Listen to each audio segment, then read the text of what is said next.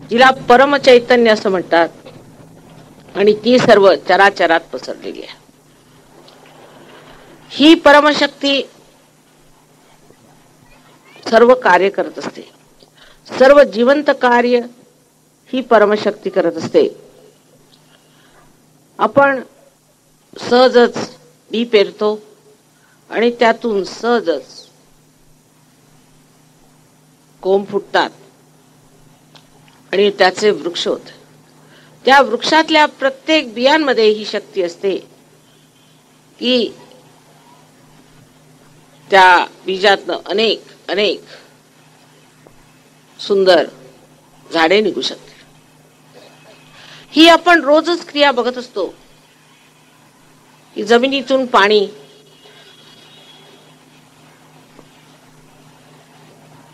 झाडांच्या माध्यमाने वर येतं. सूर्याच्या तापाने जे व्हॅक्यूम होतं त्यांनी पाणी वर येऊन मग ते आकाशाकडे ढगांकडे जातं. त्यानंतर 30 वर्षाहून परत पृथ्वीवर येते. असे नाना प्रकारचे चमत्कार आपल्याला रोज दिसतात. फुलाचं फळ होताना कुणी बघत नाही, ते इतकं हळूहळू हळुवारपणे होतं. आपण रोजच फळे खातो, पण आपल्याला लक्षात येत नाही की केवढा मोठा चमत्कार आहे. पण सगळ्यात मोठा चमत्कार परमेश्वराने केलाय तो म्हणजे मानव, मनुष्य. ह्या मानवामध्ये त्यांनी जी व्यवस्था करून ठेवली आहे ती अत्युत्तम आहे. त्याच्यामध्ये असं लक्षात घेतलं पाहिजे की आपल्या उत्क्रांतीमध्ये जे जे टप्पे आपण गाठले त्या टप्प्यांचंच एक चक्र झालेलं आहे. म्हणजे सर्वप्रथम आपल्यामध्ये मूळाधार हे चक्र आहे आणि ते कुंडलिनीच्या खाली आहे. हे चक्र आहे, त्याच्यावरती मूळाधार, ज्या ठिकाणी मुळाचा आधार आहे. म्हणजे मूळ म्हणजे काय, तर ती म्हणजे आपली कुंडलिनी.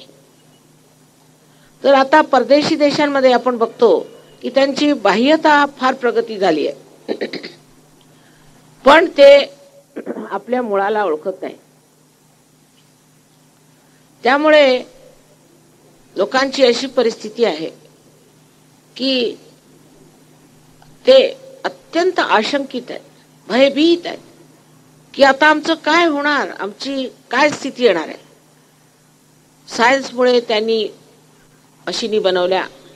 मशिनींच्यामुळे त्यांच्यामध्ये जे प्रश्न उभे झालेले आहेत ते असे आहेत की त्यांना त्याचं काही सुद्धा तो प्रश्न कधी सुटेल असं वाटतच नाही आणि एक भयंकर परिस्थिती उत्पन्न होणार आहे अशी त्यांना भीती वाटते. कारण त्यांच्यामध्ये कोणतं संतुलन नाही. एक विचार करायचा तो बुद्धीने एकीकडे एकाच ओळीवर असा वाचतो आणि मग थोड्या वेळाने त्याची शक्ती संपली की ते आपल्याकडे सायन्स सायन्स सायन्स. सायन्स मध्ये तुम्ही काय बनवलंय, इकडे बघितलं तर एक तर ऍटम बॉम्ब बनवून ठेवला, तिकडे हायड्रोजन बनवून ठेवला. ते बनवल्याशिवाय सायन्स संपतच नव्हतं. आता ते राक्षस बनवून ठेवले आहेत तेव्हा तिकडे थोडीसे थांबले. मग त्यांनी स्पुटनिक बनवले, आकाशात जायचं, अंतराळात जायचं, फिरायचं. काय मिळालं, त्यांनी करोडो रुपये खर्च केले. ते किती देशात लोक उपाशी मरतायत, त्यांना खायला नाही, त्यांची इतकी परिस्थिती खराब आहे. पण हे सगळे पैसे बेकारच्या गोष्टींमध्ये स्वतःचा मोठेपणा दाखवण्यासाठी म्हणा किंवा आपल्या अहंकारासाठी म्हणून म्हणा, ते इतक्या लक्षावधी रुपयांचा व्यय करून कुठे गेले तर म्हणे चंद्रावर. काय मिळालं तुम्हाला? नाहीतर आजकाल त्यांनी असं काढलेलं आहे की प्रत्येक ह्याच्यावरती दरमजल करत जायचं. सायन्सचे थोडे बहुत आपल्याला फायदे झाले, पण नुकसान जास्त झालंय. हे जर तुम्ही जाऊन परदेशात पाहिलं तर इथे राहून पुण्याच्या ह्या वातावरणात राहून तुम्हाला कळायचं नाही.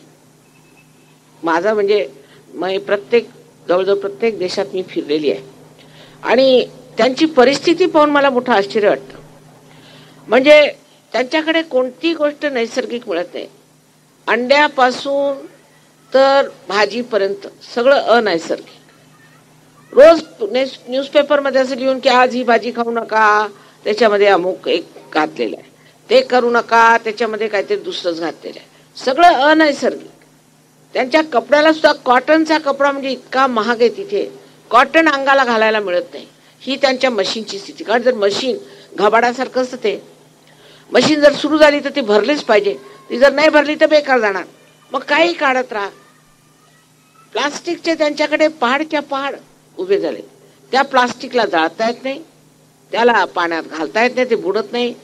असा राक्षस आहे की त्याचं काय करावं ते समजत नाही. अशी म्हणजे आपल्याला असं वाटतं की ते लोक फार सौख्यात असतील, तरी आपल्या अगदी चुकीची कल्पना. दुसरी त्यांची कुटुंब व्यवस्था अगदी मोडकळी आलेली आहे. त्यांना कुटुंब म्हणजे काय माहिती नाही, नीतिवानपणाने कसं वागायचं ते माहिती नाही, आणि सगळे बेछूटपणाने वागतात. आता त्यात आम्ही सहयोग उभा केला.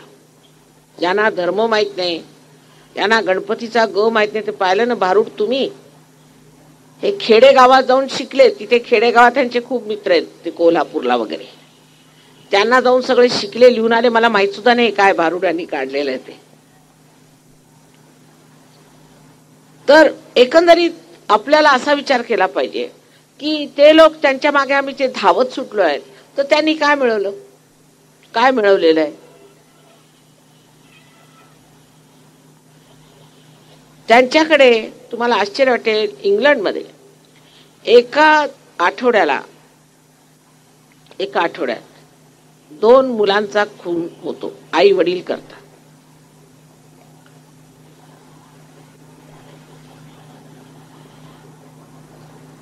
तर तुम्ही अमेरिकेला गेले तर काही दागिने घालून जाऊ शकत नाही. कधी कोण येऊन तुम्हाला भोसकेलनी मारेल काय माहिती नाही. इतकं तिथे व्हायलन्स आहे, इतका तिथे अशांतता आहे की आम्ही जाते तर साहेब म्हणतात सगळे दागिने काढून जा, मंगळसूत्र सुद्धा काढून जा. म्हटलं तेवढं राहू द्या, तेवढं कोण घेणार आहे माझं. इतकी भयंकर परिस्थिती आहे तिथे. आणि त्या परिस्थितीत सुद्धा आपले हिंदुस्थानी कसे तरी राहतायत बिचारे. इतका त्यांच्यावरती तणाव, इतका त्यांना त्रास आहे त्यांच्या जीवनाचा. इथे आले की त्यांना अगदी शांत वाटतं, वा काय आपल्या हिंदुस्थानात आपण आरामात आलो होतो. तर त्यांच्यापासून आपल्याला जे शिकायचं आहे ते हे की ते जे शिकले की आम्हाला आता आपली मुळं शोधून काढायची आहेत, आणि आपल्यालाही आपली मुळं शोधून काढली पाहिजेत. आणि ती मुळं आपल्या हिंदुस्थानात, विशेषतः महाराष्ट्रात आहेत. पण महाराष्ट्रात असेही लोक आहेत की त्यांच्या डोक्यात काही जात नाही.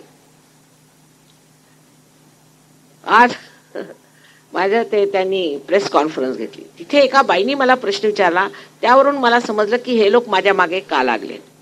त्यांनी असं म्हटलं की माताजी, जर तुम्ही सगळेच रोग ठीक करू लागले तर डॉक्टरांचं काय होणार. म्हटलं आता कळलं की ह्या डॉक्टरांना अशी भीती वाटते की जर सहयोग वाढला तर ह्यांच्याकडे कुठे पेशंट येणार नाही. अहो, आपल्याकडे इतके आजारी आहेत. या 18 वर्षात माझ्याकडे किती पेशंट आले. आणि सांगायचं म्हणजे तुम्ही श्रीमंत सगळे लोक घ्या, मला गरिबांना तर ठीक करू द्या. त्यांना ठीक करायला तुम्हाला काय हरकत आहे. मला श्रीमंत नको. अगदी मी सांगून ठेवते, मला श्रीमंत पाहिला की घाबरायला होतो. आता काल ते बोलले ना तुमच्या समोर, ते दुसरा कोणी घेऊन आले की मी म्हणते आलाच तू घेऊन दुसरा इथे इन्कम टॅक्स कमिशनर अमका तमका. म्हटलं मला नको, ते मी गरिबांसाठी करायला. आपल्या देशामध्ये लोकांना पैसे नाही, जेवायला खायला पैसे नाहीत. तिथे अशी काहीतरी किमया झाली पाहिजे की लोकांना काही पैसे न खर्चाना त्यांच्या तब्येती ठीक झाल्या पाहिजे. परत शेतीमध्ये सहयोगाने फार प्रगती होते, फारच प्रगती होते. तर ह्या गोष्टी ज्या जरुरी आहेत त्या केल्या पाहिजे. तर त्यांचं असं म्हणणं आहे की आम्ही फ्रॉड आहे. म्हणजे इंग्लिश भाषेचा यांना अर्थ लागलेला नाही. फ्रॉड म्हणजे काय माहिती आहे का आपल्याला. फ्रॉड म्हणजे एखादा मनुष्य तुमच्याशी खोटं बोलून तुमचे जर पैसे बिशे मारले किंवा तुमचं काही नुकसान केलं तर. ह्यांचं मी काय घोडं मारलंय. आता मला कळलं की ह्यांना असं वाटतंय की मी जर आले तर ह्यांच्या पोटावर पाहिल. मुळीच येणार नाही हो. कसला काय येतो. 25 वर्ष तुम्ही खा भरपूर, काही हरकत नाही. सहयोग 25 वर्षापर्यंत आणखीन जर वाढला तरी किती लोक सहयोगात येणार.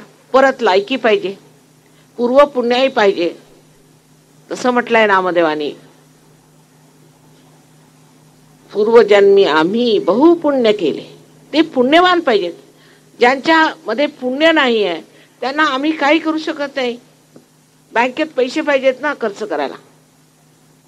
जर तुमच्यात पुण्याहीच नाही, अगदी तुम्ही महादुष्ट आहात, रात्रंदिवस लोकांना छळता, त्रास देता आणि दुखवता, कुणाचं सुख बघत नाही तुम्हाला, आणि काहीतरी आपल्याच पोटाची तरतूद करत बसता, अशा लोकांसाठी सहयोग नाही. म्हणजे तसं म्हणा, कोणत्याही औषधाची तुम्ही गॅरंटी देऊ शकत नाही, कोणत्याही डॉक्टराची तुम्ही गॅरंटी देऊ शकत नाही, पण सहयोगाचीच तुम्ही गॅरंटी द्यावी असं आमच्याजवळ मागणारे हे आव्हान, ह्यांना काय अधिकार आहे आमच्याजवळ मागण्याचा? आम्ही त्यांच्याकडनं पैसे घेतलेत?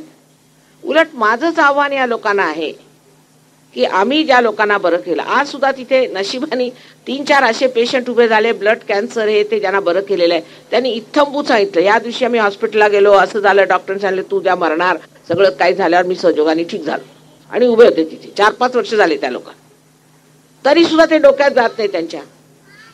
तरी सुद्धा हिंदीमध्ये अशी म्हण आहे की बकरी की 3 टांग. म्हणजे काय? एक गृहस्थ म्हणायचे बकरीला 3च टांग आहेत, त्यांचा बाबा 4 आहेत. नाही, मागची धरायची 1, 2, 3. ते म्हणे ना हे 2 आहेत, मी इकडच्या धरायच्या 1, 2, 3. तसंच बकरी की 3 टांग. आता म्हणे एक नवीन पत्रक पाठवलं, ते शेवटलं पाठवा म्हणा. एक झालं, आता दुसरं पाठवलं, मग तिसरं पाठवा. विचार करून पाठवा, तुमच्या पोटावर पाय येणार नाही, ही गोष्ट खरी. कारण किती आजारी लोक आहेत जगामध्ये, किती लोक आहेत. अहो सहयोगाने आम्ही किती लोकांना ठीक करणार आहोत, आणि त्यालाही पुण्याही पाहिजे परत. असे पुण्यवान लोक आजकाल आहेत कुठे कलियुगात? फारच कमी. त्यामुळे आम्ही किती लोकांना ठीक करणार आहोत? तेव्हा डॉक्टरांनी एवढं काळजी करण्यासारखं काय? आणि माझं आव्हान आहे की आम्ही ज्या लोकांना ठीक केलेलं आहे किंवा आम्ही करतोय, तर दिल्लीला आमचं रेग्युलर एक क्लिनिक आहे, त्या क्लिनिकमध्ये आम्ही ह्याचे प्रयोग केलेले आहेत, आणि 3 डॉक्टरांना MD मिळाली. ती काय फुकटात मिळाली का? पण असा फालतूचा वेळ मला घालवायला नको. मला पुष्कळ कामं करायची आहेत, आणि नसतं कुणी उद्या आव्हान करेल की तुम्ही म्हणता शिवाजी महाराज आत्मसाक्षात्कार होते आणि ते घोड्यावर बसायचे, तर तुम्ही घोड्यावर बसा. हा काय प्रकार आहे? याला काय अर्थ आहे?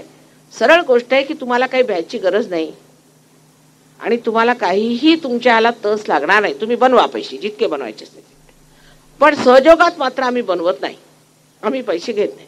कारण हे परमेश्वरी कार्य आहे, आणि परमेश्वराला पैसा आणि बँक समजत नाही, त्याला आम्ही तरी काय करणार? आता आपल्या देशात इतकी गरिबी आहे, तिकडे कोणाचं लक्ष आहे का? ती गरिबी जाणारच नाही. तसंही पाहिलं तर गरिबी काढणार नाही ते लोक. कारण त्याचं मला आता कळलेलं आहे की जर गरिबी काढली तर 5 रुपये देऊन वोट कसे मिळतील? हे गरीब जर गेले, त्यांना 5 रुपयात कोणी वोट देईल का? त्यांचाही भाव चढेल मग. तर गरिबीमुळे जाणार नाही. आणि जो मनुष्य जनकल्याण करत आहे, ज्यांनी अनेकांचं भलं केलेलं आहे, त्याच्या मागे लागायचं. जर आम्ही एक पैसाही घेत नाही तुमच्याकडनं, तर आम्ही तुम्हाला कशाला ठगू? आणि बुद्धी तरी असायला पाहिजे त्या बाबतीत, थोडं शिक्षण पाहिजे, तर पुष्कळ गोष्टी समोर येऊ शकतात. आता ह्या उपरांत फक्त एक गोष्ट आहे की आपल्याला आता कुंडलिनीचं जागरण हे कसं होतं, असं पुष्कळांनी मला प्रश्न विचारला की माताजी कुंडलिनीचं जागरण कसं होतं. त्याला एक सहज शब्द आहे, सहज. सहज, सह म्हणजे तुमच्या बरोबर, ज म्हणजे जन्मलेला. हा तुमचा जन्मसिद्ध अधिकार आहे की तुम्हाला हा योग प्राप्त झाला पाहिजे. जर तुम्हाला योग प्राप्त झाला, आणि ह्या योगाने तुमचा योग या जीवाचा, या आत्म्याचा, एक जीव आणि आत्मा यांचा जर मेळ बसला, तर तुमच्या हाती हे परमचैतन्य लागेल, आणि तुमच्यातून ते परमचैतन्य सारखं वाहत राहील. आता ह्यात तुमचं आमचं देणं काय लागतं? एक जर दिवा पेटलेला आहे, तर दुसरा दिवा त्याला पेटवू शकतो. आता आपल्यामध्ये ही 7 चक्र आहेत, पण 6 चक्र भेदन फक्त होतं. 6 चक्रातनच कुंडलिनी उठते. 7वं चक्र हे गणपतीचं चक्र आहे, आणि ते गणपतीचं जे 7वं चक्र आहे ते आपल्या कुंडलिनीचं रक्षण करतं. ते गणपतीचं म्हणजे काय? गणपती हा एक अबोधिता, त्याला इनसेन्स म्हणतात, त्याचा अधिष्ठाता आहे. ते बालक आहे, चिरंजीव आहे, आणि नेहमीच आपण जेवढं गणपतीला महाराष्ट्रात मानतो त्याला कारण असं की सर्व विश्वाची कुंडलिनी या महाराष्ट्रात आहे आणि अष्टविनायक त्याच्याकडे बसून तिला सांभाळतायत. आता असं म्हटल्याबरोबर झालं, मला लोक म्हणतील हे कोण आले बुवा सांगायला, बुवा बाजी. पण त्याचा पडताळा घेण्यासाठी सुद्धा आत्मसाक्षात्कार पाहिजे. अष्टविनायक आहेत की नाही, ते खरं आहे की नाही, ते स्वयंभू आहेत की नाही, हे तुम्ही कसं जाणणार? तुम्ही खरं खोटं सांगायला तुम्हाला काही शक्ती आहे का? विठ्ठल हे खरं आहे का खोटं आहे हे तुम्ही कसं जाणणार? त्यासाठी हातात चैतन्य आला पाहिजे. चैतन्य आल्याबरोबर तुम्हाला लगेचच कळेल. जशीच तुमची कुंडलिनी जागृत होऊन तुम्हाला ब्रह्मरंध्र भेदेल त्यावेळेला तुमच्या लक्षात येईल की तुमच्या हातातच असे काहीतरी वाऱ्यासारखं असं वाटत आहे, म्हणजे चारीकडे पसरलेली ही शक्ती तुमच्या हातात येत आहे. त्याच्यानंतर तुम्ही कोणालाही जर पाहायचं असलं तर नुसतं असे हात करायचे त्या माणसाकडे की लगेच तुम्हाला कळेल कोणत्या बोटामध्ये त्रास आहे. आता आपल्यामध्ये जी 6 चक्र आहेत, वरची खालचं मूळाधार चक्र आहे, त्याच्यानंतर मूळाधार आहे जिथे कुंडलिनी बसलेली आहे 3.5 वेटोळे घालून. आता 3.5 का? त्याला गणित आहे, सगळं गणित येते. आता ते मी आता सांगू शकत नाही, पण ते लांबलचं गणित आहे, ते सुद्धा आपण विचारून व्यवस्थित ठेवावं आणि त्याच्यानंतर आमची भाषणं आहे त्याच्यावरती आपण बघावी. तर ही कुंडलिनी जेव्हा कुणी अधिकारी असल्यावरच ऊर्ध्वमुखी होते आणि ऊर्ध्वमुखी झाली म्हणजे ती अशी ब्रह्मरंध्रातनं भेदते. ब्रह्मरंध्रातनं भेदली म्हणजे तुम्हाला जसं काल थंड थंड डोक्यात वाटू लागलाय, त्याच्याबद्दल आदिशंकराचार्यांनी सलीलम सलीलम असा शब्द वापरला आहे. बायबलमध्ये त्याला cool bridge of the Holy ghost म्हटलंय. म्हणजे होली घोस्ट म्हणजे हे कुंडलिनीचं प्रतिबिंब आहे. कुंडलिनी ही त्याची प्रतिबिंबित आहे. होली घोस्ट ज्याला म्हणतात ती म्हणजे आदिशक्ती आणि तिचं प्रतिबिंब आपल्यामध्ये आहे, ती तुमची कुंडलिनी. आणि ही प्रत्येकाची वेगळी वेगळी कुंडलिनी आहे, वैयक्तिक. तिला सगळं तुमच्याबद्दल माहिती आहे, ती सगळं जाणते. माझ्या मुलांनी काय चुका केल्या, त्याला काय पाहिजे काय नाही. आता पुष्कळ लोक असं म्हणतात, माताजी मी फार पापी आहे, माझी कशी कुंडलिनी जागृत होईल, आणि खटकन कुंडलिनी जागृत होते. असं कसं झालं? म्हणजे तुम्ही उगीच स्वतःला नावं कशाला ठेवता? तुम्ही पुण्यवान आहात हे कुंडलिनी जाणते. पण एखादा मनुष्य फार मोठा आपल्याला साधू संन्यासी आणि असं तसं समजून आला, त्याची उठायचीच नाही कुंडली. तो म्हणेल मी एवढं केलं तर माझी का नाही उठत? त्याला कारण असं की तुम्ही पुण्यवान आहात की नाही. परमेश्वराचा नुसता टाहो फोडून होत आहे. तुमच्या जीवनात तुम्ही पुण्यवान आहात, तुमच्यामध्ये सगळ्यांच्या बद्दल समभाव आहे, सगळ्यांना तुम्ही प्रेमाने वागवता, सगळ्यांना तुम्ही आदराने वागवता, तुमच्यामध्ये सगळ्यांच्या बद्दल एक हितकारी विचार असतो. त्या कुंडलिनीला हे सगळं माहीत असतं. एखाद्या दुष्ट माणसाची कुंडलिनी कधीच जागृत होणार नाही, कारण तो दुष्ट आहे. दुसऱ्या एखाद्याला जर नुसतं पैशाचंच वेड असलं तर त्याची जागृत होणार आहे. पण जो समतोल असेल, ज्याच्यामध्ये संतुलन असेल, त्याची कुंडलिनी सहज जागृत होते. त्याच्यानंतर ही कुंडलिनी स्वाधिष्ठान चक्रातून जाते. आज मी स्वाधिष्ठान चक्रावर सांगितलं आहे तिथे बरंच विस्तारपूर्वक की स्वाधिष्ठान चक्र हे फार महत्वाचं आहे. कारण स्वाधिष्ठान चक्र हे आपल्या पोटातलं जे काही मेद आहे, त्या मेदाला मेंदूसाठी उपयुक्त करून देतं. मेंदूमध्ये आपल्या ग्रे सेल्स आहेत, तर त्या मेदाचं ते मेंदूमध्ये परिवर्तन करतात, म्हणजे ते जे ग्रे सेल्स आहेत ते बनवतात. आता डॉक्टर ह्या गोष्टीला मानणार नाही, कारण त्यांच्याजवळ ही गोष्ट नाही आहे. मी स्वतः मेडिकल केलंय, मला माहिती, त्यांना हे माहित नाही आहे. पण कोणत्याही गोष्टी त्याच्या परिणामावरून जाणल्या पाहिजेत. आता आम्ही हे एक गृहीत धरून चाललं की बरं असं एक काम ह्याला आहे. जो मनुष्य फार विचार करतो, किंवा जो मनुष्य आपलं डोकं फार वापरतो, किंवा जो मनुष्य नेहमी भविष्याच्याच गोष्टी विचारात घेत असतो, त्याच्यामध्ये हे चक्र एकच कार्य करत असते की सगळं पोटातला मेद जो आहे तो मेंदूकडे पाठवणे. बर, दुसरी कार्य त्याची जी आहेत म्हणजे त्याचं लिव्हर, मग त्याचं पॅनक्रियास, मग त्याचं स्प्लीन आणि त्याची किडनी, आणि त्याशिवाय इंटेस्टाईनचा काही भाग जो त्याला बघायचा असतो, किंवा त्याला जे त्या ऑर्गन्सना जे काही शक्तीचं दान द्यायचं असतं तो ते देऊ शकत नाही, तिकडे त्याचं लक्षही नसतं.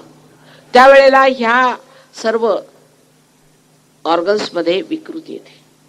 त्यामुळे मनुष्याला लिव्हरचा ट्रबल होऊ शकतो, पित्त विकार होऊ शकतो, त्याला पुढे वाढून सिरोसिस होऊ शकतो. आमच्याकडे 3-4 आता पेशंट्स आहेत तिथे ज्यांना सिरोसिस होऊन मारायला टेकले होते. त्याला परत तो रोग नाही झाला तर मग त्याला दुसरा रोग म्हणजे ज्याला आपण म्हणतो डायबिटीस तो होऊ शकतो. तो नाही रोग झाला तर त्याला आपण ज्याला किडनी ट्रबल म्हणतो तो होऊ शकतो. पण सर्वात वाईट जो रोग होतो ह्याच्यामध्ये तो आहे ब्लड कॅन्सर, जो स्प्लीनमुळे होता. आता आमच्याकडे नशिबाने आज 2 स्प्लीन असे 2 आर्किटेक्ट्स आले होते ज्यांना फारच भयंकर परिस्थितीतनं सहयोगाने काढलेलं आहे. डॉक्टर सांगतो की तुम्ही 8 दिवसात मरणार दोघांनाही, आणि ते सहयोगात आले आणि त्यांचा ब्लड कॅन्सर ठीक झाला. तर त्यांनी स्वतः सांगितलं कसा त्यांचा ब्लड कॅन्सर ठीक झाला. आता हे कोणत्याही डॉक्टराला दुसणार आहे, मला कबूल आहे, पण आपल्या डॉक्टरांमध्ये आणि परदेशाच्या डॉक्टरांमध्ये असा फरक आहे की त्यांना गुणग्राहकता आहे. गुणग्राहकता आहे. फार झालं, पैसे फार कमवले आम्ही, आता ही गुणग्राहकता आहे ज्यांनी आम्ही लोकांची मदत करू शकतो, जे आम्हाला लोकांचं भलं करू शकतो, आणि त्या गुणग्राहकतेमुळे ते ह्या कामाला झटून तयार आहेत आणि कितीतरी लोकांचं ते भलं करत आहेत. पण आमच्याकडे अशी पद्धत नाही की आता तुमचं आम्ही भलं केलं तर तुमचं नाव नमूद करून ठेवायचं, हे करून ठेवायचं, तसं काही नाही. आपल्याकडे किती लोक जेवायला आले ते आपण लिहून ठेवतो, तशातलाच हा प्रकार. पण आता हे लोक असे त्रास देतील तर आम्ही करू, तेही करू, पण तसं काही बरं दिसत नाही.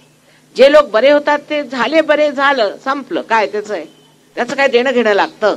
ज्याची त्याची कुंडलिनी आहे ती जागृत झाली, त्यांनी पुण्यवान होते, ते पार झाले. आम्ही त्याच्यात काही देणं घेणं करणार आहोत का?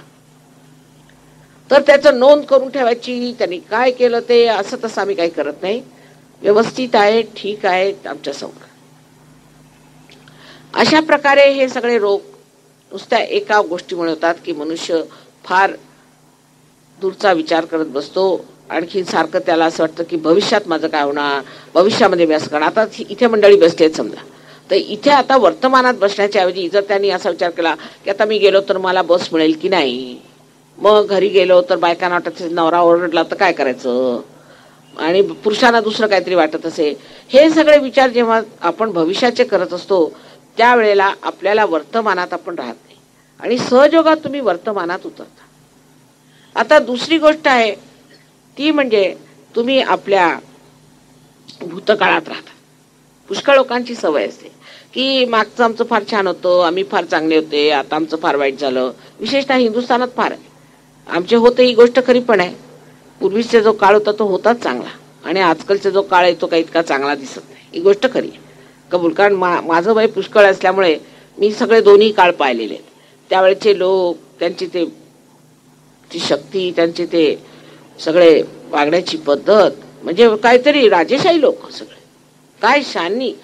आणि आम्ही पाहिलेले तसे महान लोक पाहिलेत. आमचे आई वडीलच फार महान होते. त्यांनाच बघून मला असं वाटतं की असे लोक आता बघायला मिळायचे नाहीत, की सगळं काँग्रेसच्या नावावरती घर द्वार काय सगळं. आम्ही 11 भावंड असताना दोघंही जेलमध्ये.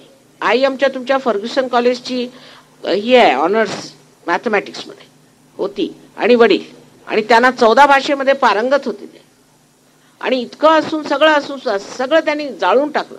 त्यांचे कपडे लंडनला शिवायला जात असत, ते सगळे कपडे त्यांनी जाऊन चौकावर जाळले. आणि आम्ही लोक जे महालात राहणारे, आम्ही जाऊन झोपडीत राहायचं, तरी आम्हाला वाटायचं केवढं गर्वाने की आमचे आई वडील म्हणजे देशकार्याला लागलेत. हे स्वातंत्र्यासाठी लोकांनी एवढा त्याग केला. पण ते स्वातंत्र्य मिळून सुद्धा जोपर्यंत तुम्हाला स्वचं तंत्र कळत नाही, जोपर्यंत तुम्हाला आत्म्याचं तंत्र कळत नाही, ह्या स्वातंत्र्याला काही अर्थ नाही. सहयोगात लोक जेव्हा आले, तुम्हाला आश्चर्य वाटेल, तेव्हा त्यांचं नाभी चक्र जागृत झालं. हे दुसरं चक्र. नाभीचक्र जागृत झाल्याबरोबर मनुष्यामध्ये एक तऱ्हेचं समाधान येतं आणि त्याची सांसारिक परिस्थिती, आणखी व्यावहारिक परिस्थिती सुधारते. इतकंच नाही पण पैशानीही सुधारते त्याची परिस्थिती, कारण त्याचं चित्त जे आहे ते भलत्या गोष्टीकडे जात नाही. आता एखादा दारुडा मनुष्य असला तर लोक म्हणतील माताजी याची कशी जागृती होणार, महादारुडा आहे. पण होते हो, जागृती होते. कशी होते ते मी सांगू शकत नाही, मला स्वतःला आश्चर्य वाटतं. लोक म्हणतात माताजी याची मुळीच जागृती होणार आहे. होते, जागृतीच नाही होत, पण तो मनुष्य पुढे सहयोगाला एवढा कामाला येतो की कुणी म्हणणार नाही हा एवढा दारुडा होता, रस्त्यावर पडायचा. पण तोच एखादा फार संभावित दिसणारा मनुष्य आला तर त्याची होतच नाही. माझे हात मोडतात. म्हटलं बाबा आता काय करायचं. बरं, आपल्या देशामध्ये तुम्ही पुण्यवान आहात याबद्दल शंका नाही, त्या देशात जन्माला नसते आले. काल बघा काही न करताना तुमची जागृत झाली कुंडलिनी. पण हे इंग्लंडमध्ये बापरे, म्हणजे हात तुटतात हो. इथे जागृत करायचं म्हणजे काय सोपं काम आहे माहितीये, कसे काय लोक आहेत हे. आणि त्याच्याही पेक्षा खराब म्हणजे अमेरिकन लोक, ते तर अगदी मला वाटतं मूढ लोक आहेत की काय झालंय त्यांना. इतकी आणि माझ्या मागे लागतील, आमची जागृत करा, केलीच पाहिजे तुम्ही, आमचं केलंच पाहिजे, माझ्या मागे लागतील नुसते हजारोनी. पण करू कशी, पुण्यवान नाहीत. तुम्ही पुण्यवान आहात याबद्दल शंका नाही, कारण ह्या महाराष्ट्रामध्ये विशेष करून सगळीकडे चैतन्य खेळतं, सगळीकडे. तुम्हाला आश्चर्य वाटेल. मी एकदा लंडनहून येता साहेब आणि आम्ही फर्स्ट क्लासमध्ये बसलो होतो, तर मी म्हटलं आलो हिंदुस्थान. ते म्हणे कसं कळलं तुला. म्हटलं सगळीकडे चैतन्य आहे, हे हिंदुस्थानातच होऊ शकतं. त्यांनी ड्रायव्हर त्या पायलटला जाऊन विचारलं की काय कुठे हिंदुस्थानात आलो का. हो म्हणे आता थोडे 2 मिनिटापूर्वी आपण हिंदुस्थानात. ते चैतन्य सगळीकडे पसरलेलं आहे आणि तुम्ही इतके पुण्यवान लोक आहात की तुम्हाला हे मिळू शकतं. पण हे नसती कल्पना करू नका की विदेशामध्ये जे काय झालं ते विशेष आहे आणि तुम्ही फार मोठे सायंटिस्ट आहात. जे फार मोठाले सायंटिस्ट आहेत ते सगळे सहयोगी येतात. ज्यांनी सायन्सवर मात केलेले आहेत ते सहयोगी आहेत, कारण ते शेवटी पोचले त्या कोपऱ्यात किंवा त्या स्थितीत की जिथे त्यांना वाटलं तर ह्याच्या पुढे काहीतरी असलंच पाहिजे. तेव्हा ते वळले आणि त्यांनी सहयोग घेतलेला आहे. पण ज्याला म्हणतात ना की अर्धवट ज्ञान ज्या माणसाला असेल त्याला काही समजणारच नाही गोष्ट. पुरतं ज्याला ज्ञान होईल तो समजू शकतो की हे केवढं मोठं आहे, केवढं मोठं दिव्य आहे होय. आणि ते जनकल्याणासाठी हे नियतीचं लिहिलेलं आहे. नाडी ग्रंथामध्ये आपण जर नाडी ग्रंथ वाचला असेल तर त्याच्यामध्ये स्पष्ट वर्णन केलेलं आहे की असा सहयोग येणार आहे आणि बरोबर त्यांनी डेट सुद्धा दिलेल्या आहेत. 1970 सालापासून हा सुरू होईल. आता नाडी ग्रंथ त्यांनी लिहिला होता संस्कृतात, तो मी गृहस्थ ते भईंदर म्हणून त्यांनी त्याचं बरोबर अद्यावत त्याचं हे रूप आणलं. तर 1970 सालातच सहयोग सुरू झाला. आणि हे भृगुमुनी किती जुने होते त्यांनी लिहून ठेवलंय, पण ते हिंदुस्थानी होते म्हणून ते अनसायंटिफिक असल्या या गुलामीच्या कल्पना आहेत. स्लेविशनेस आहे आपल्या डोक्यात.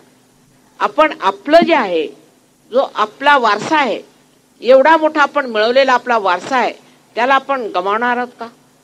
कारण 2-4 शब्द तुम्ही शिकले आणि 2-4 ठिकाणी तुम्ही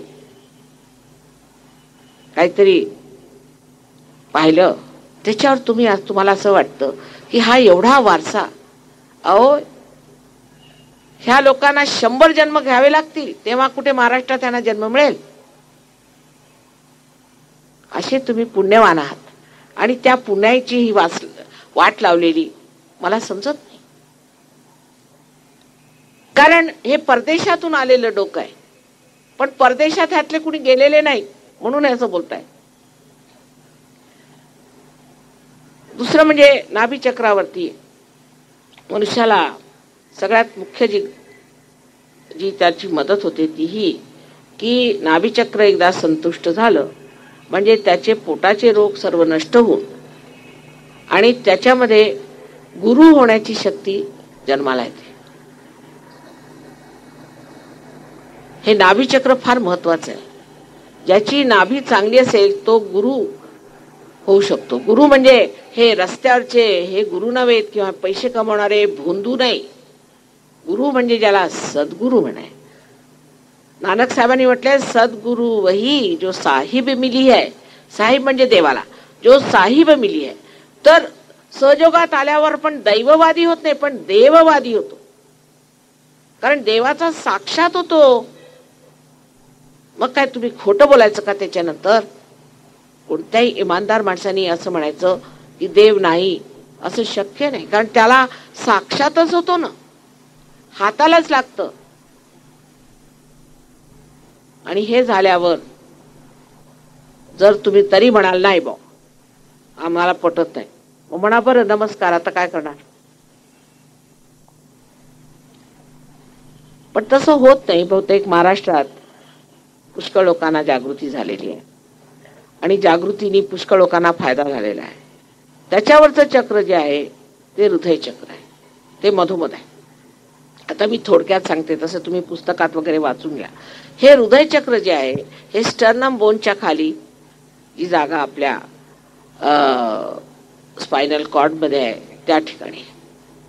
तर या स्टर्नम बोन मध्ये अँटीबॉडीज तयार होतात. 12 वर्षापर्यंत आपल्यामध्ये त्या अँटीबॉडीज तयार होतात आणि त्या खरोखर काही नाहीत, पण देवीचे गण आहेत. कारण हे देवीचं स्थान आहे. आणि ज्या वेळेला हे गण कोणताही बाहेरून हल्ला आला तर त्याच्याशी ते जाऊन युद्ध करतात. ते युद्ध जे आहे ते सुद्धा ह्या देवीमुळेच होतं. आता ही देवी जागृत व्हायला पाहिजे. पुष्कळ बायकांना आपण पाहिलं असेल ब्रेस्ट कॅन्सर होतो, त्याला कारण आहे त्या असुरक्षित आहे. आम्ही ब्रेस्ट कॅन्सर पुष्कळ ठीक केले.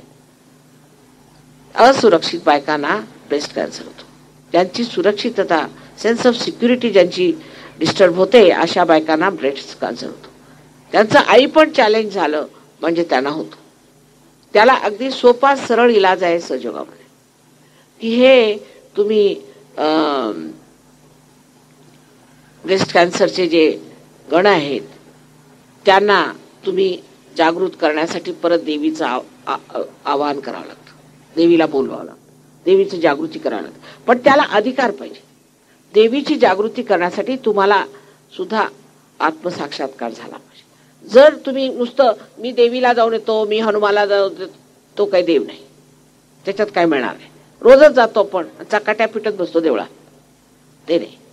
आपल्यामध्ये जे बसवलेले देव आहेत ते ओळखले पाहिजेत आणि त्यांना जागृत केलं पाहिजे. पण मी म्हणते म्हणून गोष्ट नाहीये. हे सॉक्रेटिसनी सुद्धा म्हटलेलं आहे. तो तरी निदान हिंदुस्थानी नव्हता, तेव्हा त्याचं तरी ऐकायला काय झालं. लाओत्सेनी म्हटलेलं आहे. आता यांची नावच यांनी ऐकलेली नसतात तर मी तरी काय करणार.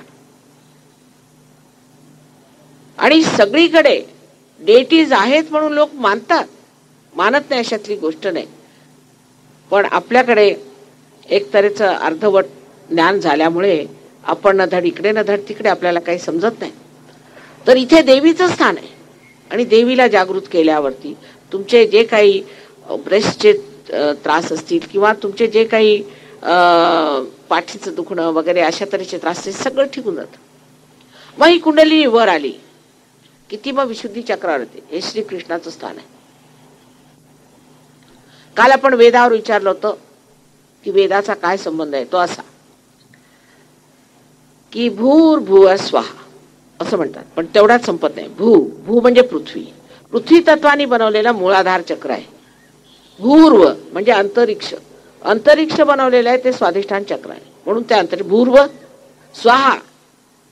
स्वाहा म्हणजे आपल्या पोटामध्ये आपण सगळं स्वाहा करतो, सगळं अग्नी असते म्हणून स्वाहा. आणि स्वधा ह्या 2 शक्त्या आहेत. स्वाहा आणि स्वधा म्हणजे धारणा. म्हणजे आपला धर्म जो आहे पोटात आहे. धर्मामध्ये 10 धर्म आपल्यामध्ये आहेत. हे 10 धर्म माणुसकीचे धर्म आहेत. जेव्हा तुम्ही त्या माणुसकीच्या धर्मातनं पतित होता तेव्हा तुम्हाला काहीतरी सुरू होतो. तेव्हा हे 10 धर्म आपोआप कुंडलिनी आलीवर की जागृत होतात, म्हणून स्वधा. आणि मग इथे मन, हे मन आहे. इथली शक्ती मनाची शक्ती आहे.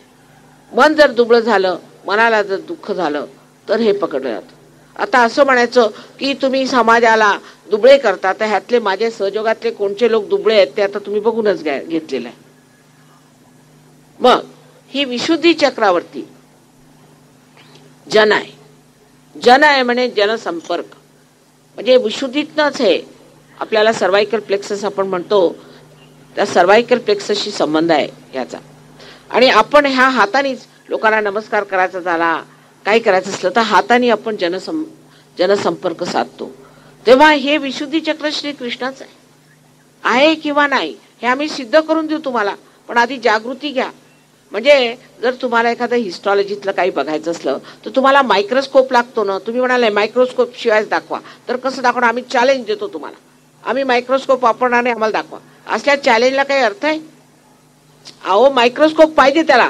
तुम्हाला आत्मसाक्षात्कार मिळाल्याशिवाय काहीच होणार नाही. आधी आत्मसाक्षात्कार मिळवून घ्या, मग बोला. आता हे विशुद्धी चक्र, हे विशुद्धी चक्र म्हणजे श्रीकृष्णाचं स्थान आहे आणि राधा त्याची शक्ती आहे. राधा, रा म्हणजे काय? शक्ती.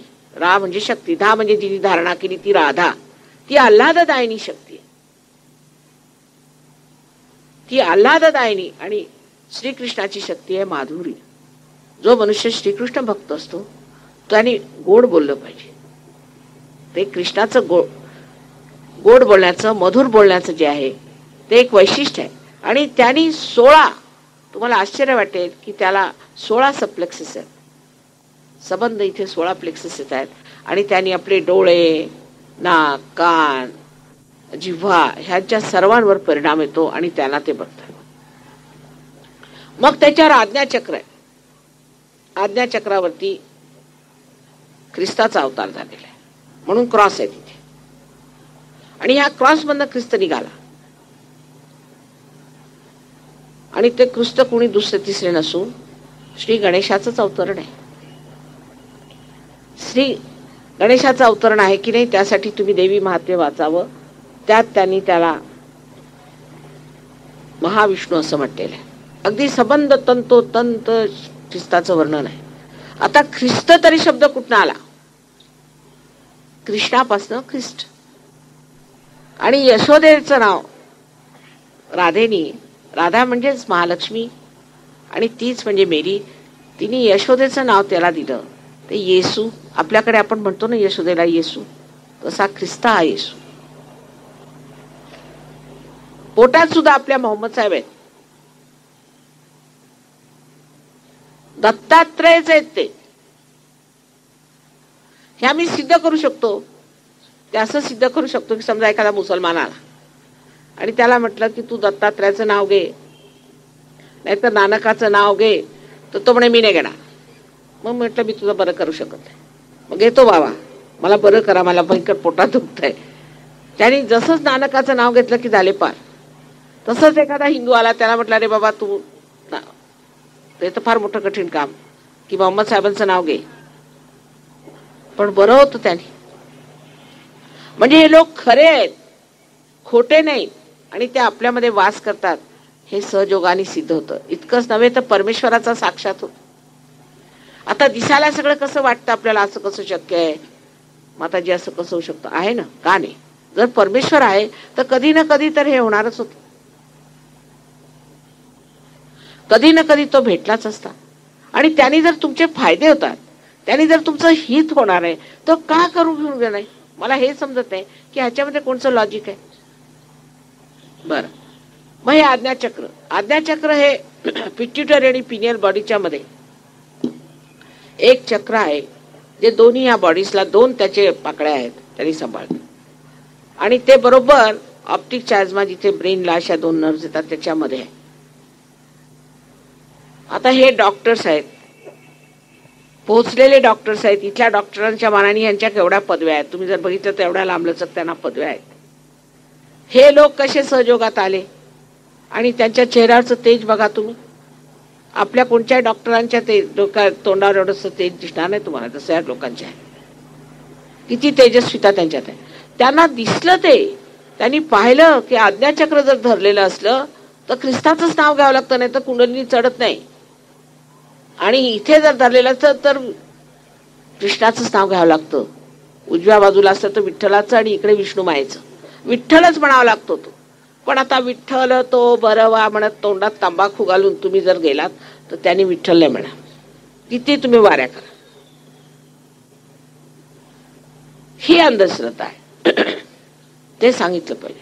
तंबाखू कृष्णाला म्हणजे जसं काही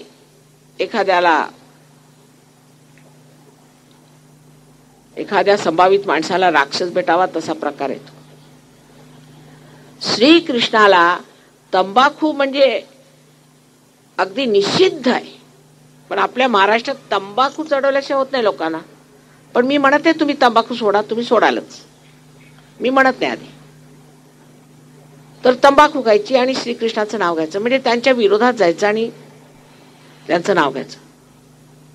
पण असं म्हटल्याबरोबर लोकांना मोठा राग येतो की माताजी असं कसं म्हणतात, आम्ही तंबाखू खाल्ली तर काय झालं. अहो तुम्ही एवढं देवाचं करताना, तुम्ही श्रीकृष्णाला एवढं मानताना, मग तुमचं हे कशाला खराब होत आहे. तुम्हाला हे कॅन्सर का होतोय थ्रोटचा. ते हरे रामा हरे कृष्ण त्यातले लोक येतात त्यांना संबंध थ्रोटचा कॅन्सर. अरे म्हटलं तुम्ही रामाचं आणि कृष्णाचं नाव घेता तुम्हाला एकच काय होतं. आता रामाचं स्थान ते किती मोठं आहे त्याची आपल्याला माहिती नाही. ते आमच्याकडे आम्ही राईट हार्टला म्हणतो. अस्थमाचा रोग जो होतो तो श्रीरामाच्या उपमर्दामुळे होतो. आणि तो कसा काय होतो ते सुद्धा मी आपल्याला नंतर सांगेन कधीतरी. पण हे म्हणजे बरंच लांबलचक आहे. पण तरी आपण लक्षात घ्यावं की हा विषय गंभीर आहे आणि ह्या गंभीर विषयामध्ये उतरण्यासाठी थोडं तरी आपल्याला जाणलं पाहिजे. पण सर्वात प्रथम मी म्हणेन तुम्ही आत्मसाक्षात्कार घ्या. शेवटी मग सहस्त्रार. ते म्हणे सहस्त्रार कुठे आहे. तुम्ही जर असं डोक्याचं ट्रान्सफर सेक्शन घेतला तर त्याच्यामध्ये तुम्हाला अगदी कळ्या दिसतील अशा जशा काही पाकळ्या आहेत. पण जेव्हा कुंडलिनी जागृत होते त्यावेळेला ह्या मेंदूमध्ये प्रकाश येतो आणि त्या प्रकाशाने मनुष्य प्रगल्भ होतो. पण तरी बकरी किती टाक तुम्ही फ्रॉड आहात. अहो पण हे सगळे आहेत ना समोर, सगळे असू सर तुम्ही फ्रॉड आहात. तसा प्रकार त्याला कोण काय करणार. आता पुणेकरांबद्दल एक ठप्पा आहेच की ते चिकित्सक आहेत. त्याला मला हरकत नाही, चिकित्सक असलंच पाहिजे. त्याचा अर्थ असा की तुम्ही स्वतंत्र आहात. पण बेताल नसलं पाहिजे, ताळतंत्र नाही सोडला पाहिजे. चिकित्सक असणं एक स्वतंत्रतेचं लक्षण आहे. ते मला आवडतं आणि ते पाहिजे. तुम्ही स्वतंत्र झाल्याशिवाय तुम्ही स्वचं तंत्र जाणत नाही. आणि सहयोगात तुम्ही पूर्णपणे स्वतंत्र होता म्हणजे तुमच्या सर्व सवयी सुटतात, तुमचे सगळे रोग नष्ट होतात, तुमची भाषा बदलते, तुमचा स्वभाव बदलतो. सगळं होऊन तुमच्यामध्ये एकदम परिणाम असा येतो की तुम्ही एकदम, आमचे साहेब म्हणतात ना की हे सगळे देवदूत आहेत तुझे. तुला सगळे देवदूत भेटलेत की मलाच कसे राक्षस सगळे मिळालेत. नेहमी म्हणतात ऑफिसमध्ये, नेहमी म्हणतात की तुझ्याकडे सगळे देवदूत आलेले आहेतच. कारण त्यांचा स्वभाव इतका. आता ही मंडळी तुम्ही पाहिलेत का असे लोक कुठे. परदेशात जे लोक गेले असतील त्यांनी असे पाहिलेत का प्रेमळ लोक कुठे. इतका फरक येऊन जातो माणसामध्ये. संबंध त्याची काया पालट म्हणतात तसं होऊन जातं. आता शांतीचे पुष्कळ लोक पोवाडे गातात. शांती असायला पाहिजे, शांतीचे पाठ, मग त्याचे फाउंडेशन्स बनवलेत, काही कुठे काय बनवलंय, खूप पैसे एकत्र केलेत लोकांनी. पण ज्या लोकांनी बनवलं त्यांच्यामध्ये काही शांती आहे का. आता ही बाई मदर तेरेसा, तिचं एवढं तुम्ही महात्म्य करता, हिनी कोणाचं भलं केलंय. त्या लोकांना सगळे बिचारे मरतायत, त्यांना आणून तिथे त्या कलकत्त्याच्या लोकांच्या पैशाने आणून ठेवते आणि त्यांना ती ख्रिश्चन करते. आता गाढवांना जर उद्या ख्रिश्चन केलं तर ते काय ख्रिश्चन होतात काय. शेवटी त्याला ती ख्रिश्चन करते. तर तिचं एवढं महात्म्य आहे. पण ती इतकी अशांत बाई आहे की माझा एकदा तिला मी पाहिलं तर म्हटलं अरे बाप रे बाप, या बाईला तर सहयोगात बुडवलीच पाहिजे. फार अशांत बाई, अगदी अशी तडपड तुकडे. एवढा रागीट स्वभाव आहे बाईचा की काय विचारायला नको. जेव्हा राग चढतो तो इथून तिकडे तिकडून तिकडे अशा त्या डान्स करतात की बस. मी त्यांना बघतच राहिले अगदी. म्हटलं हे काय प्रकार आहे. अहो असलं समाजकार्य करण्यापेक्षा स्वतःच कार्य करा, अशी परिस्थिती आहे. पण आपण बाह्यातलं बघतो, गहनातलं बघत नाही. आणि गहनामध्ये बघितलं पाहिजे की खरोखर ज्यांनी सगळ्यांचं हित होईल असं काय आहे. आणि आपल्यामध्ये ही जर धनसंपत्ती आहे तर ती आपण का वापरू नये आणि त्याचा आपण उपयोग का करून घेऊ नये. जर तेवढं आपल्यामध्ये धन आहे, ही जर आपल्यामध्ये एवढी संपत्ती आहे, तर ती आपण का वाया दवडायची? आणि ते सहजच मिळत आहे, त्यासाठी पैसे नकोत, काय नको, नुसतं फक्त थोडीशी पुण्याई जरूर लागते. हे मी म्हणेन, थोडीशी पुण्याई पाहिजे. पण तुम्ही स्वतःबद्दल काही चांगलं वाईट विचार करू ठेवा. तुम्ही काही चूक केलेल्या नाहीत अशा की ज्या परमेश्वर त्याचे निराकरण करू शकत नाही. कारण असं आहे की ही जे परम चैतन्य आहे ना, हे म्हणजे क्षमेचा सागर आहे. हो, क्षमेचा सागर आहे. तेव्हा मी ही चूक केली, मी असं पाप केलं, मी मी घोर अन्याय केला, असा काही विचार करायचा नाही. आता हे एक दुसरी टूम आहे की कुणाकडे गेलं तर तुम्ही फार पापी आहात, तुम्ही अमके आहात आणि आम्हाला थोडे पैसे द्या म्हणजे आम्ही देवाला सांगतो तुमची पाप ठीक करतो. हे असली कामं करणं म्हणजे मूर्खपणाची. पण करतात लोक, त्यांना वाटतं बा आम्ही फार पापी, तुमची आई मेली, मला एक गाय द्या. ह्यांना गाय देऊन आईला कसं मिळणार आहे दूध? पण असा आहेत प्रकार, मी नाही म्हणत. अशा प्रकारांना आळा घातला पाहिजे. पण त्याला सुद्धा आत्मसाक्षात्कारीच करू शकतात. ज्यांना आत्मसाक्षात्कार किंवा समजत का नाही, ह्यांनी काय त्यांचं भलं होणार आहे? तेव्हा आपल्याला सांगायचं म्हणजे असं की आता शेवटला सहस्त्रार, त्या सहस्त्रारामध्ये 7 चक्रांचे पीठ आहेत आणि जेव्हा तुमचं कुंडलिनी वर येते तेव्हा हे सहस्त्रार असं उघडतं आणि ह्या ब्रह्मरत्नातनं अशी कुंडलिनी निघून तुम्हाला असं थंड थंड डोक्यात वाटू लागतं. आता महाराष्ट्राचा विशेष वारसा आहे, मी आपल्याला सांगते. हे कार्य अनादी काळापासून या महाराष्ट्रात झालेलं आहे. मार्कंडेय स्वामी सप्तशृंगीला जे होते आणि त्यांच्याही आधी मच्छिंद्रनाथ, गोरखनाथ यांनी याच्यावर खूप कार्य केलेलं आहे.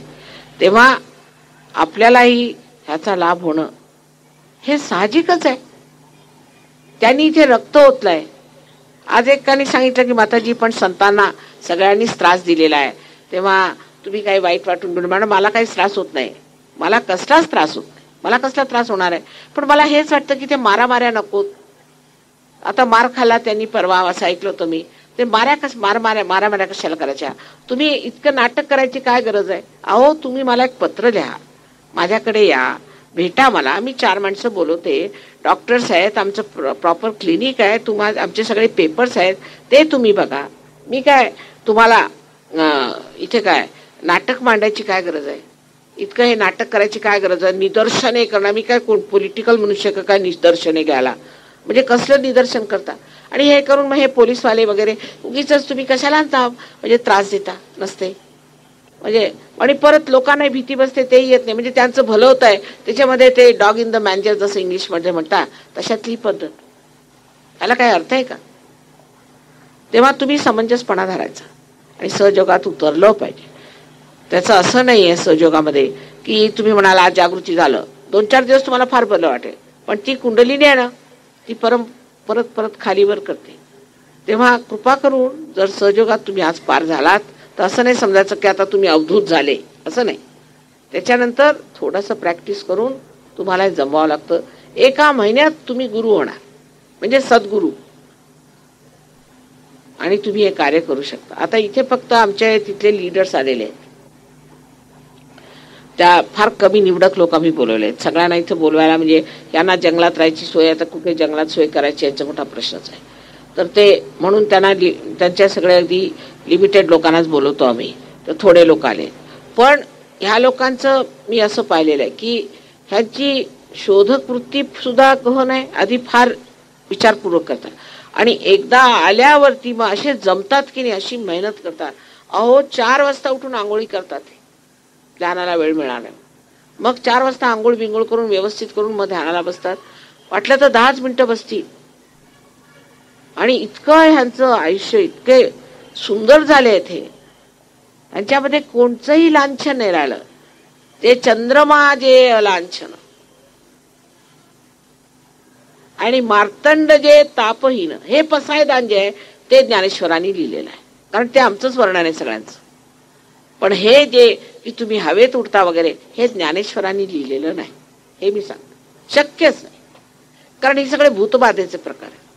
हा, पाण्यावर चालायचं मात्र ख्रिस्ताला जमलं, कारण ते ओंकारच होते, मुळी ओंकार स्वरूप होते म्हणून ते पाण्यावर चालले. बाकी हे काही त्यांनी लिहिलेलं नाही हे कुणीतरी त्याच्यात लिहिलंय. कारण मी लहानपणी ज्ञानेश्वरी वाचली होती, त्याच्यात हे काहीच नव्हतं.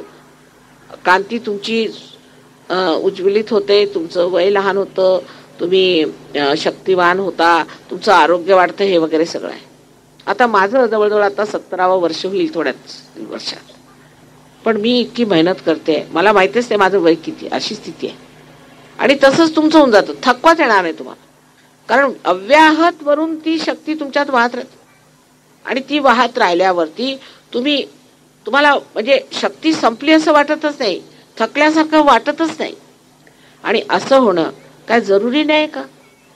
जर त्याच्यासाठी आता हे इन्स्ट्रुमेंट आम्ही बनवलं आणि हे मेन्सलाच लावल्याने त्याचा उपयोग काय झाला? मग त्याच्यात काही भांडणं होत नाहीत. आता इतक्या देशात ते लोक काही भांडण नाही, तंटा नाही, काही नाही. लोक तर आश्चर्यचकित होतात. आता आम्ही परवा एके ठिकाणी थांबलो, ते म्हणे माताजी अशी आम्ही लोक पाहिलेच नाहीत, हे स्वर्गातले देव आहेत की काय? का म्हटलं, अहो देव सुद्धा भांडतील, पण हे भांडत नाहीत, ओरडत नाही, इतकं शांतपणे सगळे. ह्यांच्याजवळ सिगरेट नाही, ह्यांच्याजवळ माचीस सुद्धा नाही. म्हटलं आता हे झाले सशक्त, स्वतंत्र झाले. आता त्यांना कशाचीही कदर नाही, आता फक्त आत्म्याचाच आराम बघतात. त्यांनी आत्म्याला आराम होईल ते. त्याची एक उदाहरणात आपल्याकडे नामदेवांचं सांगते मी. गोरा कुंभारांना भेटायला गेले, मातीनी चिखलात उभे गोरा कुंभार. त्यांना बघून काय म्हणतात की निर्गुणाच्या भेटी आलो सगुणाशी, असं आपण म्हणू का कुणाला? काय हे म्हणजे किती गौरवाची गोष्ट आहे की निर्गुण तुझ्यात सारा सगुण झालेला मी बघतोय, हे नामच देवच म्हणू शकतात. आणि ते गोरा कुंभाराला. हाच आत्म्याचा जो एक पडताळा आहे, आत्म्याची जी ही जाणीव आहे, ती जोपर्यंत आपल्यात येत नाही तेव्हा तोपर्यंत आपण दुसऱ्या माणसाला कधीही जवळचं मानू शकत नाही. सर्व वेळ हे माझं घर, ही माझी बायको, हे माझं नाक, माझं, पण मी कोण हा प्रश्न विचारा. मी कोण आहे? आणि तो मी जो आहे तोच तुमचा आत्मा आहे. आता मेडिकलमध्ये सुद्धा ऑटोनॉमस नर्वस सिस्टम म्हणतात, पण हा ऑटो आहे कोण? अहो ऑटो, आपला ऑटोमोबाईल आपण म्हणतो, त्याला ड्रायव्हर असतो की हा ड्रायव्हर कोण आहे त्याचा पत्ता काढा. कितीतरी गोष्टींचा आहे ना पत्ता लागलेला नाही. तो हळूहळू सहयोगात येऊन सर्व गोष्टींचा पत्ता लागू शकतो. पण त्यावेळेला काय होतं की आपली जी दृष्टी असते तीच बदलून जाते, इंटरेस्टच बदलून जातो. आपला इंटरेस्ट होता की आता किती लोकांना मी पार करू, किती लोकांसाठी मी धावू, किती लोकांना ह्या साम्राज्यात परमेश्वराच्या आणून बसू. बाकी सगळं काही विसरून जातो मनुष्य, कारण इतका आनंद असतो त्याच्यामध्ये, इतका आनंद. म्हणजे एखादा दारुडा असला तर त्याला एकटी दारू पिता येत नाही, तसंच आहे परमेश्वराचं सुद्धा तसंच आहे. परमेश्वराचा आनंद एकटा नाही उपभोगतायत. आणि इतके सुज्ञ हे लोक झालेत, ह्यांना काही ह्यांच्यामध्ये काही लग्न, आता इतकी लग्न, आता आमच्याकडे प्रत्येक वर्षी 75-76 लग्न होतात, पण लग्नामध्ये एखाद मुलगीच खराब जाते किंवा मुलगा खराब जातो, नाही तर सगळी लग्न अगदी व्यवस्थित. आणि काय सुंदर मुलं त्यांची आहेत, सगळे आत्मसाक्षात्कारी मुलं त्यांना पैदा होत आहे. अहो काय विचारायला नको. आता तुम्ही सगळ्यांनी सहयोगात यावं आणि हे प्राप्त करावं, आणि त्यात जमलं पाहिजे. मुख्य म्हणजे जमलं पाहिजे, ते जमून घ्यायचं. आता आम्ही सांगितलं की आमचे काही सेंटर्स असे सोन्याने मढवलेले नाही आणि त्याच्यामध्ये मार्बल बिर्बल काही नाही, कारण सर्वसाधारण सामान्यासाठीच आहे, सामान्य जनतेसाठी सहयोग आहे. आणि सामान्यातनच असामान्य निघणार आहे, तेव्हा सामान्य जनतेने ह्याचा स्वीकार्य करा. जे फार आपल्याला विशेष समजतात त्यांचा आमचा काहीही संबंध नाही. जे आपल्याला फार श्रीमंत समजतात त्यांनी श्रीमंत बनावे, पण आम्ही फक्त सामान्य लोकांच्या भल्यासाठी आहोत आणि त्यांच्यासाठी आम्ही मेहनत करत. कोणीही सहयोगामध्ये कधीही एकही पैसा या कार्याचा घेत नाही. तेव्हा सगळे म्हणतील हा हे कसं काय झालं, या लोकांनी थोडे बहुत पैसे एकत्र करून काय केलं असेल तर केलं असेल, तेवढा बहुत खर्च होतो, पण ते मंडपासाठी, कुंडलिनी जागृतीसाठी नाही. तेव्हा कोणी मनुष्य तुम्हाला जर म्हणे की ह्याचे तुम्ही पैसे द्या, तर त्याला सांगायचं की तू भामटा आहेस. देवाचे पैसे मिळू शकत नाही, तू पैसे समजू शकत नाही. ते नंतर देवाच्या बाबतीत जर कुणी सांगत बसला आणि त्यांनी तुमच्याकडनं पैसे घेतले तर तो पक्का भामटा आहे, हे लक्षात घेतलं. आणि ही भामटेगरी मिटवली पाहिजे, पण त्या पातळीला यायला पाहिजे. तुमच्यामध्ये ती शक्ती यायला पाहिजे. जेव्हा तुमच्यामध्ये ती शक्ती येईल तेव्हा तुम्ही ते कार्य करू शकता, नाही तर करू शकत नाही. जे कराल ते आंधळ्यासारखी काठी घेऊन सगळ्यांना मारत सुटा. म्हणून ही एक आपल्यामध्ये जी विशेष शक्ती आहे तिची जागृती करून घ्यावी आणि त्या योग्यतेला प्राप्त व्हावं. जिथे आपण संत शिरोमणी आहोत पण तो लोकांना संतांना आपण नेहमी नमस्कार करतो. तो मग कुठेही असे नका, कसाही असे नका, कोणत्या जातीचा असे नका, कोणत्याही देशाचा असे नका, आपण सगळे त्यांना नमस्कार करतो. तेव्हा त्यांच्यावरचा विश्वास ढळू देऊ नका. ते खरे आपले हितकारी लोक होते. त्यांनी फार मेहनत केली. त्यांना आपण छळलं, त्रास दिला, पण त्यांनी सत्याची कास सोडली नाही. त्यांना काही सांगावं लागत नव्हतं की तुम्ही असं करा तसं करा. अशा संतांच्या भूमीवर तुमचा जन्म झालेला आहे. ही संतांची महान भूमी आहे आणि तिला एकदम काळं फासू नका. कारण तुम्हाला थोडंसं पुस्तकी ज्ञान किंवा ह्या सायन्सचं थोडंसं ज्ञान आलंय. ते सायन्सच्या वरचे लोक होते आणि तसंच तुम्ही सुद्धा होऊ शकता. कारण बुद्धीच्या पातळीच्या पलीकडे सहयोग आहे. तेव्हा बाजार बुणग्यांचं इथं काम नाही, एड्या गबाळ्याचं इथं काम नाही, मूढांचं इथे काम नाही, अहंकारी लोकांचं इथे काम नाही. राहिले कोण तर सामान्य जन. अगदी सामान्यातले आपण आहात. त्याबद्दल तहत गुरु नानकांपासनं, नामदेवापासनं, कबीरापासनं, ज्ञानदेवांपासनं, तुकाराम, रामदास केवढे लोक झाले हो. नाव घ्यायचं म्हटलं तरी एकदम जीव भरून येतो. आणि सगळ्यात शेवटी इथे आपले साईनाथ झाले. हे खरे होते साईनाथ. हे झाले, हे तुमच्या इथे येऊन राहुरीला त्यांनी सगळं काम केलं. इथे येऊन आपले तुमच्या इतकी त्यांनी मेहनत केली त्या एरियामध्ये.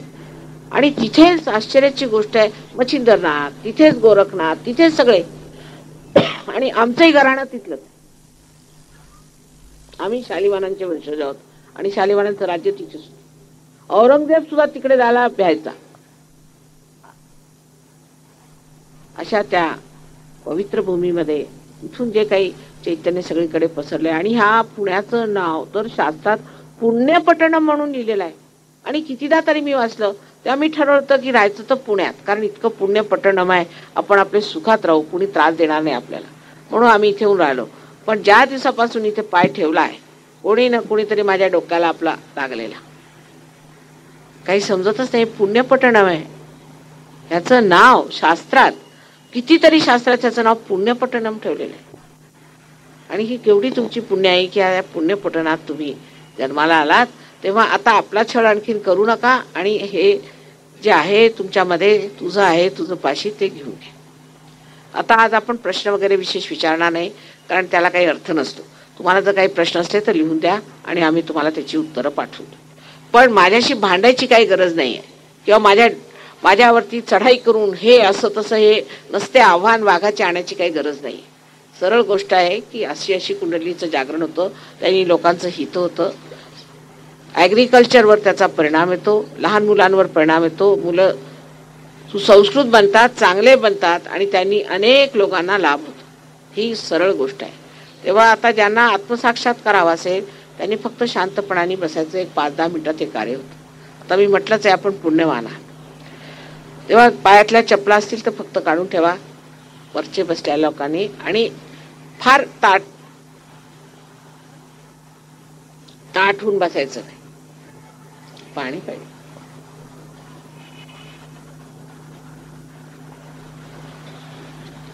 किंवा वाकून बसायचं नाही, जसे बसतात तसंच बसायचं. साधारण फक्त मान सरळ ठेवायची. आता पुढे काय? पुढे अगदी सोपं आहे कुंडलीचं जागरण. म्हणजे की तुम्ही दोन्ही हात माझ्याकडे आधी असे करा,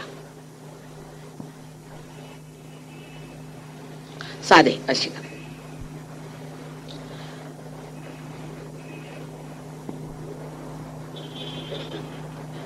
आता हे बघा, तुमच्या हातात काहीतरी असं वाटेल की काहीतरी शक्ती येते, असं आधी सुरुवातीला बघा. वाटतंय का?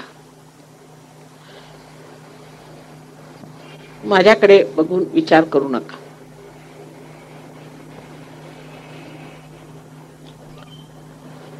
आता हा हिप्नॉसिसचा प्रकार नाही, कारण तुमचे डोळे उघडे, पहिली गोष्ट. दुसरं म्हणजे काय की जर हिप्नॉसिस असेल तर 2 मिनिटाला राहील. पण दिन दिन बढ़त सो वायू आहे.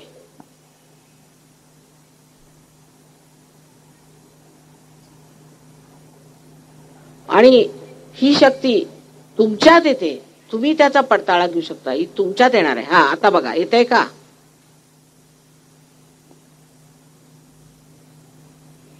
आता माझ्याकडे डावा हात करायचा असा आणि मान खाली घालून इथे टाळूच्या तिथे अधांत्री असं धरा. अधांत्री असं नाही, अधांत्री धरून बघा काही येतंय का डोक्यातनं थंड.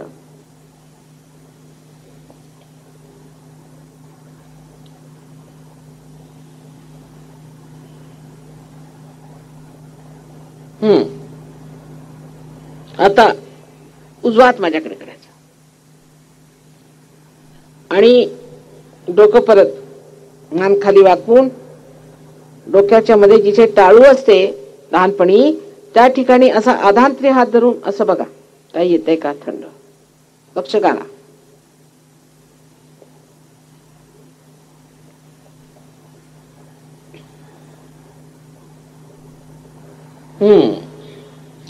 आता डावा हात माझ्याकडे परत आणि आता परत एकदा बघा.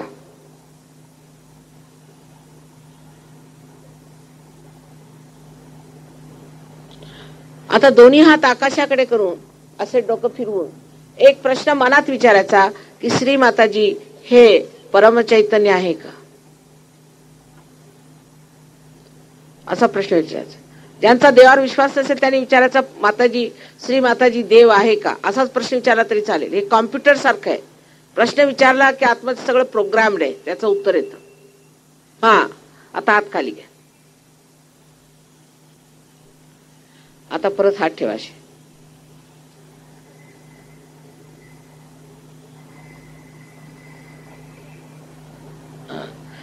आता ज्या लोकांच्या दोन्ही हातात किंवा डोक्यामध्ये थंड थंड आलं असेल किंवा गरम सुद्धा येऊ शकतं, थोडं पुष्कळ लोकांच्या गरम होतं, अशा सर्व लोकांनी दोन्ही हात वर करायचे. वा वा वा वा वा. जवळजवळ सगळेच लोक झाले. सगळेच लोक झालेले, सगळ्यांच्या हातात लागलेले. काही लोकांना नाही झालेलं, कदाचित ते आजच आले असतील, काल असतील आले, काही हरकत नाही. ज्यांचं असं झालेलं नाही त्यांना जर जागृती करून घ्यायची असेल त्यांनी इकडे यावं, तर सहयोगी त्यांची जागृती करून देते. ज्यांचं नसेल झालं त्यांनी